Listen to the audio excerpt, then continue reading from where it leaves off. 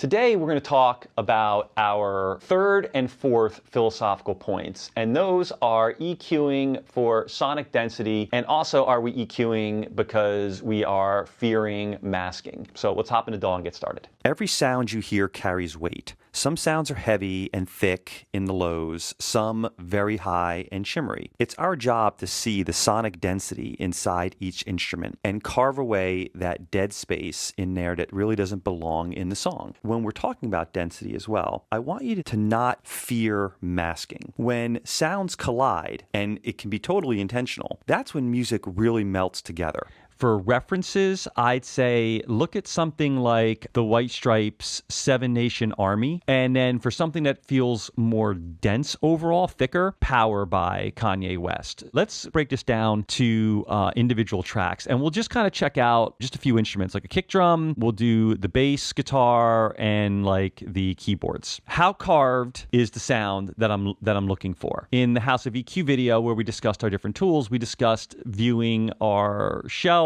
as like dimmer switches and our high pass as like a broom. EJ, how'd they ever do this without, visuals? Well, what you would do is you would close your eyes and you would roll this until it started to feel thin. And then you would roll it back until where you felt like you were hearing all the low end power minus any unnecessary rumble. And you would do the same exact thing with the top. You would roll down until it sounded like you were cutting into the sound in a deconstructive way. And then you would roll back and you would find that sweet spot. And that would mainly kind of hone you in on the density of your instrument. Let's look at the bass drum as it's playing. And I'm going to kind of box in its density here. Now, this particular area that the kick drum's speaking in is going to be dependent on several things. The microphone that we use, the type of bass drum, the drummer playing. But predominantly, we're dealing with two areas. Here and here, these two mountains. Down here is where we're getting our low end punch, and up in this area is where we're getting our beater articulation. So essentially you could think of these as two volume knobs. So this particular area in the middle, you could hear there's not a lot of useful content. So in a very dense mix, if I boosted that could start fighting other instruments that do need to speak in that particular range, and I could be creating unnecessary problems for myself. However, if I just say they're not useful at all and I pull them way down, the kick drum starts to sound a little more processed and definitely a lot tighter. We're removing anything at that point in time that's unnecessary. So as we're doing that, it's also going to start sounding a little bit more unnatural. So this is a creative choice. We don't have to go through technically and cut all this. There's no rule saying we want to do it. If we do, you could start making things feel too scooped, which could make them feel a little unnatural and like they're lacking raw power. You find you say my drums just don't really sound like they're natural, or they feel like they're missing a little bit of oomph, and I'm EQing and I'm compressing and I'm doing all the things that they say to do on YouTube. It might be that you are doing those things, just doing too much of it. So that's kind of a quick little lesson on understanding density. But now for the sake of demonstration, let's go back to the two EQs that I put on. Shelf, which is designed to be just a little bit more natural, but we just want a little more low end. And the carved one, which is focusing on really highlighting the density of the kick drum's low end. And now, just like if we were looking at it in the sense of a real mix, I popped on a compressor, so we're kind of going into the compressor. So I'll take the compressor off bypass, we'll keep it up here, and we'll first listen to the bass drum without either one of these applied.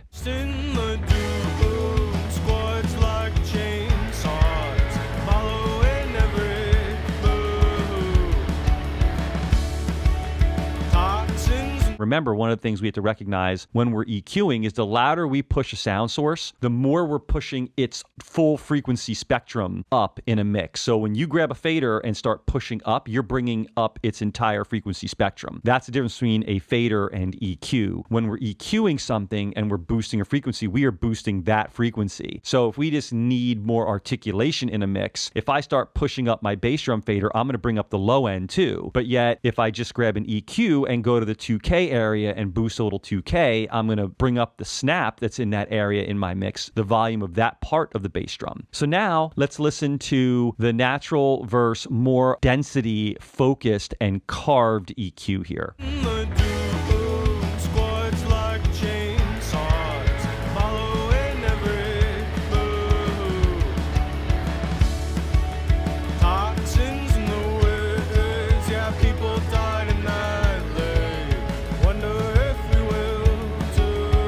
what we're looking for the compression to do is take that kick drum and just anchor it so that it's not moving forward and backwards because of inconsistent bass drum playing. So now when you take your EQ and you focus that density and then send it into a compressor, that kick is going to sit rock solid in the center of the mix, slamming on the frequencies that you dialed in. So again, let's toggle between the shelf, and then we're going to go to our density focused EQ curve where we're carving more.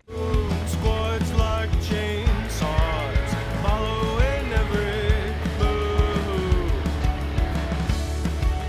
Toxins in the winds, yeah, people died in that lake.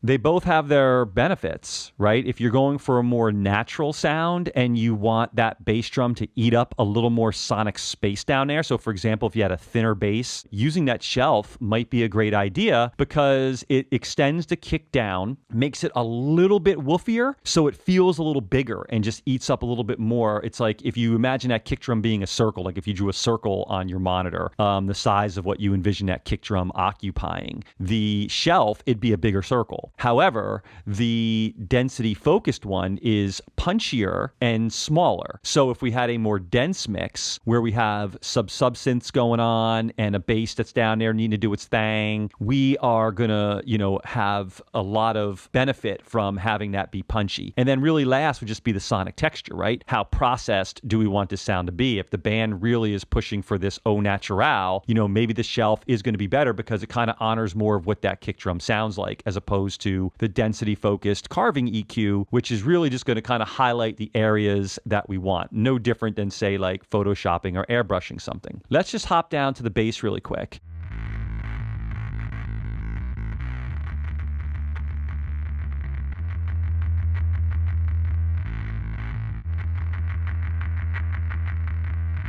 So again, if you think of these as volume knobs, you have power, you have note.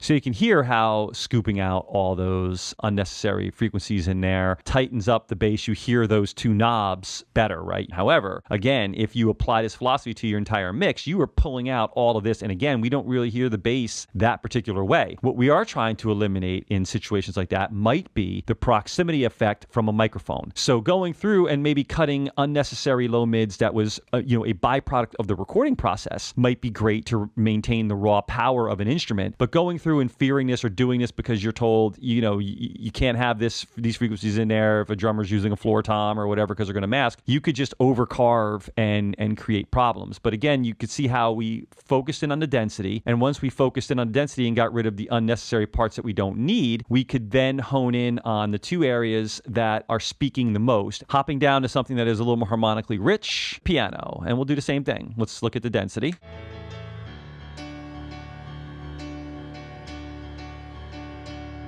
You're really dealing with an instrument that its full frequency spectrum serves a purpose. So it's about deciding in the mix which area of the piano we need to speak. These are decisions, not facts, not scripture, not anything that you have to do in order to have a particular mix or something that's going to determine the success of the mix. What's going to determine the success of the mix is all the choices you make working together, not each individual choice. How much you roll off the piano is not going to determine how many records you sell by itself. What's going to determine how many records you sell is how all the other decisions stack up to support how much you rolled off the piano. So focusing on your density like this allows you to tighten up those areas, free up the space for other instruments to speak. That is something I see different than masking. I think masking is this concept of, go here and these two areas, they're overlapping. I see these as creative choices and recognizing that if I am boosting one instrument to be brighter, then I have to recognize the role that I'm asking for the other one.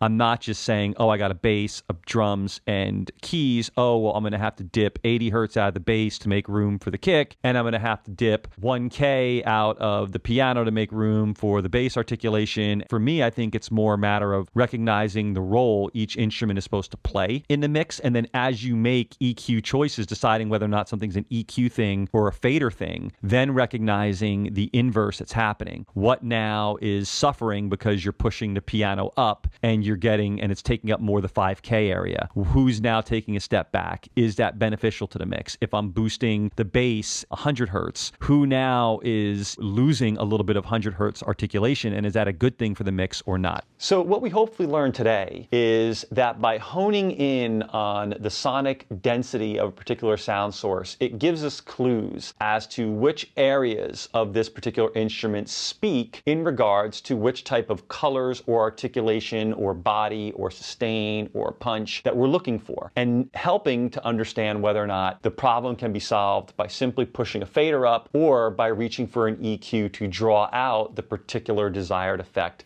that we need to help that instrument live properly in the mix that we are crafting. So I hope you learned a lot. Have fun mixing, and come back for the last part in our series, which is, are you EQing for tonality or transients? Till then, have fun.